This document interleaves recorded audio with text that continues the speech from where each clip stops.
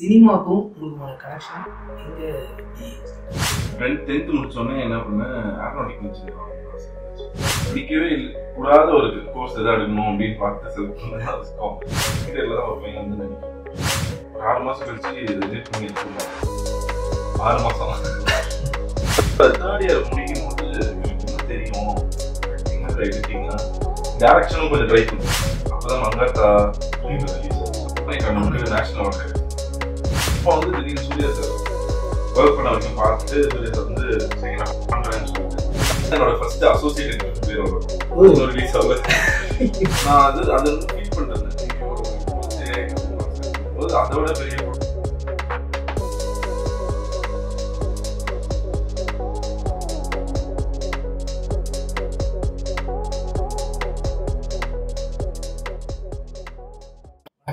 இந்த நிகழ்ச்சியில நம்ம யார் கூட இருக்கோம் அப்படின்னு பாத்தீங்கன்னா, இப்போ வித்தியாசமான ஜேர்னல்ஸ்ல வந்து சில எடிட்டர்ஸ் தான் ஒர்க் பண்ணியிருக்காங்க. அப்படி நம்ம இன்னைக்கு நம்ம கூட இருக்கிறது வந்து வித்தியாசமான திரைப்படங்களாவே ஒர்க் பண்ணவர் தான். உதாரணத்துக்கு சொல்ல போனா டிக் டிக் டிக், கோமாளி, லவ் டுடே, இப்போ ரீசெண்ட் டைம்ஸ்ல ட்ரெய்லர் வந்து மிகப்பெரிய வரவேற்பட்டது வந்து ஸ்டார், அடுத்து கருடன், இப்படி பல படங்கள் சொல்லிட்டே போகலாம்.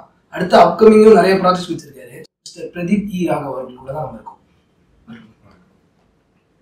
சினிமாக்கும் உங்களுக்கான கனெக்ஷன் எங்க எப்படி ஸ்டார்ட் ஆச்சு? சினிமா வந்து அப்பா தாத்தா எல்லாமே சினிமா தான்.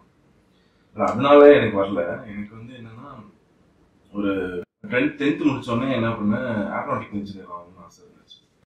சரி ஓகே அப்படின்னு சொல்லிட்டு பிசிக்ஸ் கெமிஸ்ட்ரி குரூப் தான் எடுத்தேன். அது எடுத்து அந்த குவார்டர்லி எக்ஸாம் டைம்ல எனக்கு தெரிஞ்சிருச்சு. ஏன்னா 4 சப்ஜெக்ட் ஃபெயில் ஆயிட்டேன். தெரிஞ்சிருச்சு இது நமக்கு வேலைக்கு ஆகாது அப்படின்னு சொல்லி. ஸோ அதனால வந்து படிக்கவே கூடாத ஒரு கோர்ஸ் எதாவது எடுக்கணும் அப்படின்னு பார்த்து செலக்ட் பண்ணதான். ஸோ அது அந்த படிக்க கூடாதுன்ற விஷயத்துக்கு எஸ்கேப் ஆகி வந்து ஒரு 3 வருஷம் ரிலாக்ஸா இருக்கலாம் அப்படின்னு ரெஸ்ட் எடுத்த இடம் தான் விஸ்காம். எனக்கு சினிமாக்குள்ள போகுமான்றதுலாம் எனக்கு தெரியாது. ஸோ அப்போ என்ன பண்றதுன்னே தெரியல. ஃபர்ஸ்ட் இயர் போச்சு, செகண்ட் இயர் போச்சு, என்ன பண்றதுன்னு தெரியல. செகண்ட் இயர்ல தான் ஒரு பையன் வந்து நடிக்க கூப்பிட்டுருக்கோம். ஸோ அப்போ வந்து சரி நடிக்கலாம் அப்படின்னு சொல்லி ஒரு ஆசை வந்துச்சு. சரி போய் நடிச்சு ஒரு 6 மாசம் கழிச்சு எடிட் பண்ணி எடுத்து வந்தாங்க. 6 மாசம் நல்லா தான் ஷூட்லாம் பண்ணாங்க, எடிட் பண்ணி எடுத்துட்டு வந்தாங்க. அது ஏதோ தப்பா இருந்துச்சு. அது எல்லாமே தப்பா இருக்கு, என்ன பிரச்சனை அப்படின்னு தெரியல. நல்லா நடிச்சோம், நல்லா எடுத்தாங்க, நல்ல ஷாப்பிங் ஃபிட்டு அப்படின்னு யோசிச்சுக்கும் போது அப்ப எடிட்டிங்னு ஒரு விஷயம் அதுல தப்பா இருக்கு அப்படின்னு சொல்லி அப்பதான் எடிட்டிங் பக்கத்துல வந்தேன். அப்புறமா இதை கொடுங்க நான் ட்ரை பண்ணி பார்க்கறேன்னு சொல்லி அப்ப சாஃப்ட்வேர்லாம் அப்படி கத்துக்கிட்டு வீட்டுல வந்து நான் ஒரு 6 மாசம் கொஞ்சம் கொஞ்சமா கத்துக்கிட்டு எடிட் பண்ணேன். ஸோ அப்பதான் ஆரம்பிச்சிச்சு. ஓகே சொல்லிட்டு அப்புறம் என்ன எல்லாருமே அது எடுத்து போய் ஸ்கிரீன் பண்ணேன். காலேஜ் ஸ்கிரீன் நானே மியூசிக்லாம் போட்டு, ரெஃபரன்ஸ் மியூசிக்லாம் போடுவோம்ல, அதெல்லாம் போட்டு காலேஜ் ஸ்கிரீன் பண்ணேன். ஃபர்ஸ்ட் இயர் பசங்கலாம் வந்து ஃபேன்ஸ் ஆயிட்டாங்க, செம்மையா சூப்பர் தலை அப்படின்னு. அப்புறம் என்ன நடிக்க கூப்பிட்டாங்க. எல்லாருமே ஒரு 10 ஷார்ட் ஃபிலிம் நடிச்சேன். நான் ஹேண்ட்ஸமா இருக்கேன்னு நினைச்சு பார்த்தா எல்லாம் ஃப்ரீயா எடிட் பண்ணி கொடுத்துருவான். ஹேண்ட்ஸமா இருக்கேன்னு நினைச்சு ஓகே எல்லாம் நடிக்க கூப்பிட்டாங்க, ஜாலியா போயிட்டேன். எல்லாம் ஒரு 3 நாள் 1 வாரம் கழிச்சு எல்லாம் எடுத்து வராங்க எடிட் பண்றதுக்கு. ஓ இதுதான் மேட்டரா அப்படின்னு சொல்லி. அப்ப தேர்ட் இயர் முடிக்கும் போது எனக்கு என்ன தெரியும், ஆக்டிங்கா இல்லை எடிட்டிங்கா, டேரக்ஷனும் கொஞ்சம் ட்ரை பண்ணேன். டேரக்ஷனா எது நம்மளுக்கு அதிகமா வருது, எனக்கு டேரக்ஷன் ரொம்ப பிடிக்கும், எது அதிகமா வருது அப்படின்னு யோசிச்சு அதிகமா நான் ஒர்க் பண்ணது எடிட்டா தான் இருந்துச்சு. ஸோ அப்ப எங்க காலேஜ்ல ஒரு சூப்பர் சீனியர் வெங்கட்ராமன் சொல்லிட்டு அவர் இந்த மிருதன்லாம் அவர் எடிட் பண்ணார். ஸோ அவர் வந்து பிரவீன் கேல் சார் இருக்காரு அப்படின்னு சொன்னார். அப்பதான் மங்காத்தா ரிலீஸ் ஆச்சு, அண்ட் வந்து இது ரிலீஸ் ஆச்சு, ஆர்னே கண்ணுக்கு நேஷனல் அவார்டு கிடைச்சிச்சு. அப்பதான் வந்து பிரவீன் சார் எல்லாருக்கும் தெரியல ஒரு எடிட்டரா மாறின டைம் சேர்ந்தா. ஏன்னா ஆண்டனி சார் ட்ரை பண்ணோம், கிடைக்கல. நானு இன்னொரு தர்ஷன் ஒரு பையன் ட்ரை பண்றோம், கிடைக்கல. ஸோ அப்போ வந்து சரி இந்த அண்ணன் கிட்ட கேட்போம் அப்படின்னு. அவர் என்னன்னா நீ இன்டர்ன்ஷிப் பண்ணிட்டியா அப்படின்னாரு. இல்லை நான் வந்து பண்ணிட்டேன் அப்படின்னா. பண்ணிட்டியா, நீ வந்து பண்ணலன்னு சொல்லி எனக்கு போய் ஜாயின் பண்ணிக்கோ, இன்டர்ன்ஷிப்லாம் ஈஸியாக சேர்த்துப்பாங்க, அப்படியே உன் டேலண்ட் ஏதாவது காமிச்சு அப்படியே பண்ணிக்கலாம்னு சொல்லிட்டு ஒரு 3 மாசம் இன்டர்ன்ஷிப் போனேன். போய் முடிச்சோடனே சார் அசிஸ்டண்டா ஜாயின் பண்ணிக்கிறேன் சார். அவர் காலேஜ் கூட முடியல. இல்லை இங்கே இருக்கவங்களுக்கே வேலை இல்லை, ஒரு 4 மாசம் கழிச்சு நானே சொல்றேன். கூப்பிட மாட்டாருன்னு தான் நினைச்சேன். அப்புறம் ஒரு 4 மாசம் கூப்பிட்டாரு.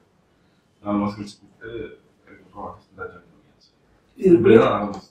பிரவீன் சார் கூட நிறைய ப்ராஜெக்ட் அசோசியேட் பண்ணி ஒர்க் பண்ணியிருக்கீங்க எடிட்டரா. உங்களுக்கு பிடிச்ச விஷயம் என்ன சொன்னீங்க? Smart work. அவர் வந்து ரொம்ப கஷ்டமா பண்ண மாட்டாரு.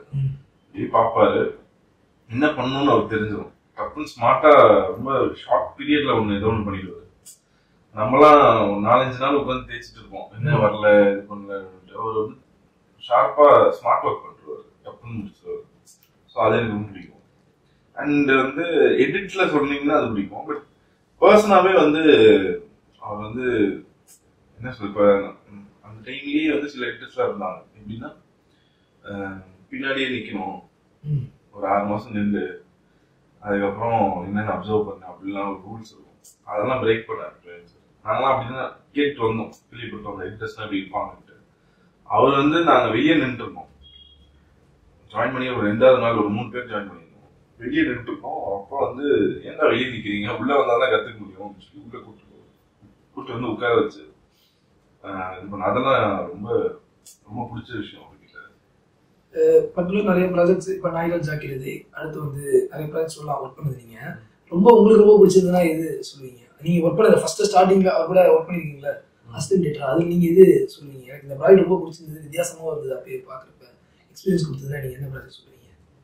ஆக்சுவலா 2 எடிட்டர்ஸ் இருந்தாங்க, பிரவீன் கே, ஸ்ரீகாந்த் தம்பி சாரோட தான் ஃபர்ஸ்ட் டிராவல் பண்ணேன். அவர் தான் எனக்கு வந்து அதாவது ஃபிலிம் எடிட்டிங் ப்ராசஸ் இருக்குல்ல, இந்த அவுட் போடுறது இது எல்லாமே அவங்க எனக்கு எல்லாமே கிளியரா பேசிக்ல இருந்து அவர் தான் சொல்லி தந்தாரு. ஸோ அவரோட தான் ஸ்டார்ட் பண்ணும்போது அவர் கூட வந்து சுந்தர் சி சாரோட படங்கள் 4 படம் பேக் டு பேக் ஒர்க் பண்ணுவோம். கலகலப்பு முடிஞ்ச பீரியட் தான் ஜாயின் பண்ணேன். கலகல் முடிச்சதுக்கப்புறம் மதகத ராஜான்னு 10 மாசம் ரிலீஸ் ஆகுது அந்த படம். அந்த படத்துல வந்து அதுதான் என்னோட ஃபர்ஸ்ட் அசோசியேட் எடிட்டர் பேரோட படம், ரிலீஸ் ஆகுது. ஸோ அந்த படம், அதுக்கப்புறம் தீயாவல சினிமாரு, அப்புறம் அரண்மனை 1. ஸோ இந்த 4 படத்துல நான் இருந்தேன் அவர் கூட ஒர்க் பண்ணிட்டு இருந்தேன். ஸோ அது பண்ணிட்டு இருக்கும்போது பிரவீன் சார் கிட்டயும் அப்படியே பிரவீன் சாரும் கூப்பிட்டுட்டாரு, என்ன நல்லா ஒர்க் பண்றான் எனக்கு அனுப்பு அப்படின்னு சொல்லி. அங்க போயிட்டு பிரியாணியோட சாங்ஸ், பிரியாணி, அதுக்கப்புறம் மாஸ்க் ஒர்க் பண்ணேன். இதெல்லாம் சாங்ஸ்லாம் ரஃப் கட் பண்ணி தர சொல்லுவாரு. நீங்க இந்த சாங் நல்லா பண்ணுவேன்னு நினைக்கிறேன் அப்படின்ட்டு ரஃப் கட் பண்ணி இதெல்லாம் வந்து அது ரொம்ப பிடிக்கும். அப்புறம் நாய்கள் ஜாகிரதை அவர் கூட ஒர்க் பண்ணேன். அந்த படம் பண்ணி இதெல்லாம் ஒர்க் பண்ணேன், நிறைய ஒர்க் பண்ணோம். அந்த டைம்ல நான் 3 வருஷத்துல வந்து ஒரு பிரவீன் சார் 15-20 படம் பண்ணிட்டேன். ஸோ அது எல்லாத்துலயுமே என் பேர் வந்துடும். ஏன்னா ஏதாவது ஒர்க் பண்றோம், ஏதாவது ஒரு சின்ன ஒரு ஆஞ்சி சீனோ இல்லை ஒரு சாங் இல்லை ட்ரெய்லர்ல ரஃப் கட் ட்ரெய்லர் ரஃபா பண்ணி கொடுக்குறதோ எல்லாமே ஒர்க் பண்ணி கொடுத்துருவோம். ஃபர்ஸ்ட் படம் அமைகிறது கொஞ்சம் எடிட்டரா கொஞ்சம் கஷ்டம், டைம் எடுக்கும். ஆனால் ஒரு ஃபர்ஸ்ட் படம் அமைஞ்சது வந்து கொஞ்சம் சேலஞ்சிங்கான படம் தான். ஒரு சேலஞ்சிங்கான டேரக்டர் சொன்னாங்க பாண்டியராஜ் சார். அவர் வந்து அப்போதையும் நான் சாதாரணமான ஸ்கிரீன் பிளே தான் படங்கள் வந்தது. ஆனால் ஃபர்ஸ்ட் ஒரு டிஃப்ரெண்டா ட்ரை பண்ணது கதகளி தான். அந்த படத்துல ஒர்க் பண்ணப்ப உங்களுக்கு அந்த எக்ஸ்பீரியன்ஸ் எப்படிங்க? கதகளி அதான் எனக்கு ஷாக். ஏன்னா கதகளி கொடுக்கறதுக்கு முன்னாடி எனக்கு பசங்க டூ தான் கொடுக்கறதா இருந்துச்சு. நான் வந்து இது நம்மளுக்காக பிரவீன் சாருக்கு அசிஸ்ட் பண்றதுக்காக தான் வந்து பாண்டியராஜ் சார் பசங்க ப்ரொடக்ஷன் ஆஃபீஸ்க்கே போனேன். ஸோ அங்க ஒர்க் பண்ணிருக்கும் போதே வந்து பிரவீன் சார் என்ன சொன்னாப்படி, நீங்க ஒரு 2 படம் அவரோட ஒர்க் பண்ணு. அதுக்கப்புறம் நானே பேசி அவர்கிட்ட நானே பேசி உன்னை எடிட்டர் ஆக்கிடுறேன், ஏன்னா ஒரு மெயினா படம் பண்ற டைரக்டர் உனக்கு கெரியருக்கு பக்காவா இருக்கும் அப்படின்னு சொல்லி பிரவீன் சார் தான் சொன்னாரு. பட் எனக்கு அதெல்லாம் மைண்ட்ல இல்லை. இப்போதைக்கு நம்ம அசிஸ்டன்ட் அந்த வேலையை நம்ம பார்ப்போம்னு சொல்லி அதுதான் போய் பண்ணது. ஸோ இது நம்ம அதில் வந்து ஒர்க் பண்ணிருக்கும் போதே பாண்டியராஜ் சார் என்ன பண்ணிட்டாரு, போயிட்டு அவர் அசிஸ்டன்ஸ்லாம் கூப்பிட்டு ஒரு 1 வீக் ஒர்க் பண்ணார். போயிட்டு 1 வீக் ஒர்க் பண்ணும்போதே அசிஸ்டன்ஸ்லாம் கூப்பிட்டு நம்ம படம் பண்ணா நம்ம பசங்க யார் படம் பண்ணாலும் இவனை எடிட்டராக போட்டுருங்க, நானுமே அடுத்த படத்துல போட்டுடலான்னு இருக்கேன், நல்லா ஒர்க் பண்றான் அப்படின்ற மாதிரி சொன்னாங்க. ஓ பரவாயில்லையே, பிரவீன் சாருக்கு வேலை வைக்காம நம்மளே இது போட்டப்ப எனக்கு ஹாப்பியா இருந்துச்சு. ஏன்னா பசங்க டூ கொடுத்துட்டாங்க ஃபர்ஸ்ட் கொடுத்துட்டு சொன்னாங்க.